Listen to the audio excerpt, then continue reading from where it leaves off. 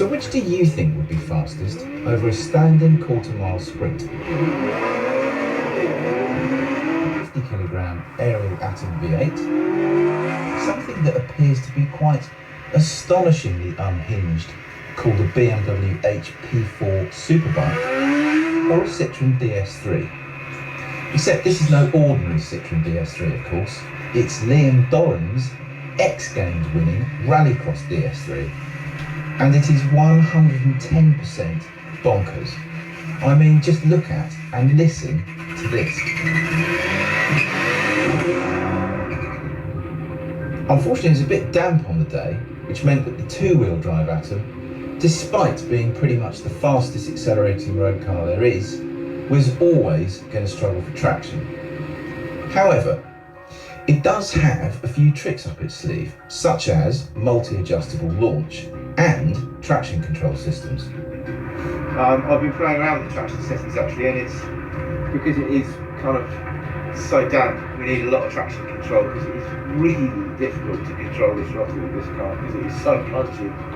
And unfortunately, with it being rear-wheel drive only rather than four-wheel drive for the rallycross car, and one-wheel drive with the bike, off the line this thing stands no chance. But let's play with the tricks and see how we go. So to engage the launch control system, you select first gear, press the launch control button for a little bit, and now hopefully when I press the throttle it's going to sit at about 5,000–6,000 reps. And then you just let the clutch out.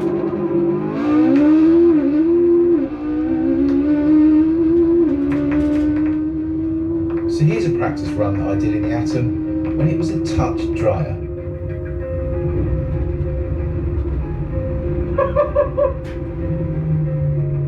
That is absolutely incredible what that feels like.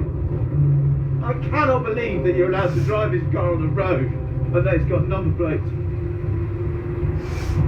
I mean, you do that and you do it just once and you just think there is no way the bike or the rallycross car is going to go faster than that. It just feels as if somebody's let an Exocet missile off and that you're attached to it.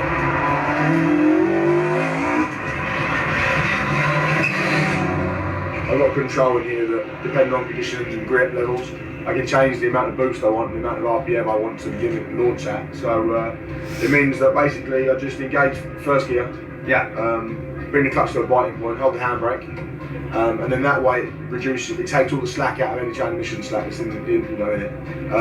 Makes everything tight, and then I just put my finger on the launch control button, full throttle and drop clutch. Simple and let go button. Yeah, and then frantically start changing gear. It's less than a second between shifts, yeah. So it's just dunk, dunk, dunk, dunk. So presumably you'll reach your sit halfway down? Yeah, halfway down, yeah. And I'm just sat in one gear looking where everyone else is. So how much boost are you running today? Probably about 3 bar. Right, okay. Yeah. Which gives you how much About power? 560 horsepower. And how much torque? About 600 foot-pounds torque. Four-wheel drive, obviously. Yeah. Go on then, show us how it's done.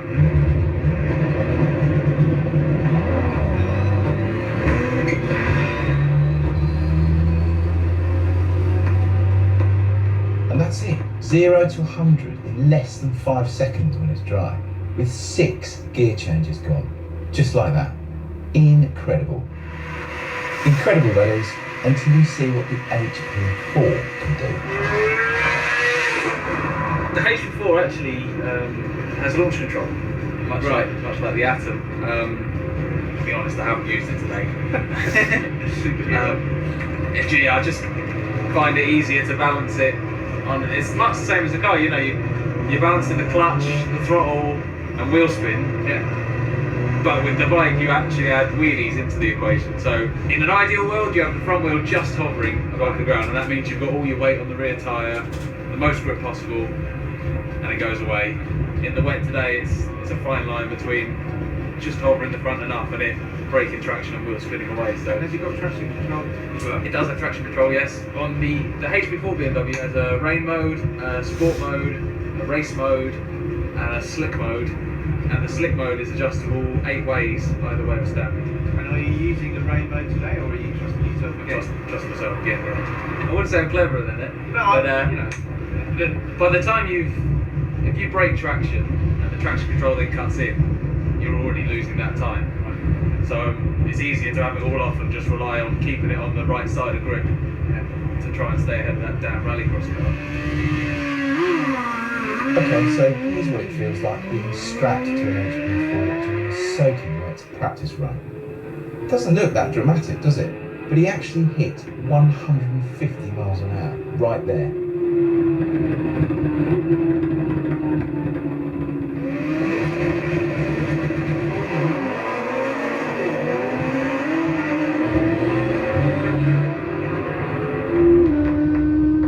That rallycross car, if I get my best possible start, I'm neck and neck with it. And if I get any little bit, a bit of wheel spin, a bit of wheelie, it gaps me straight away, even on the practice. It's unbelievable. It can go very right or it can go very wrong.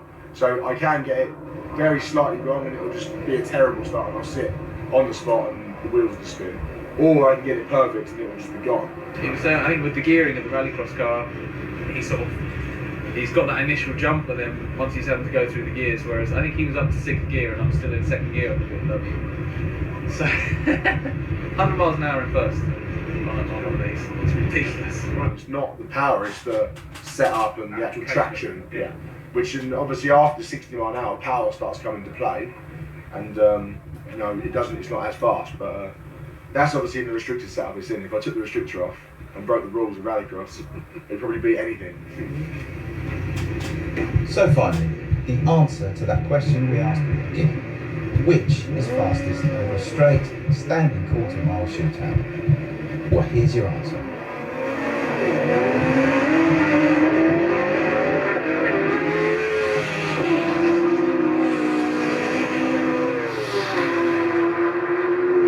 Between the bike and the DS3, it was super close. But unfortunately, the Atom, with its track day tyres and rear-wheel drive, just got completely and utterly spanked. Here's what that felt like from on board.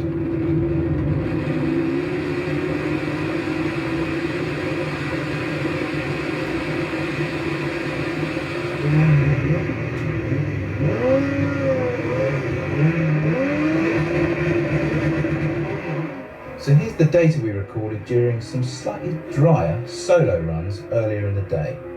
And as you can see, even then the Atom got thumped. And the bike was the undisputed king. So I make that HP4 1, rest of the universe 0. The end.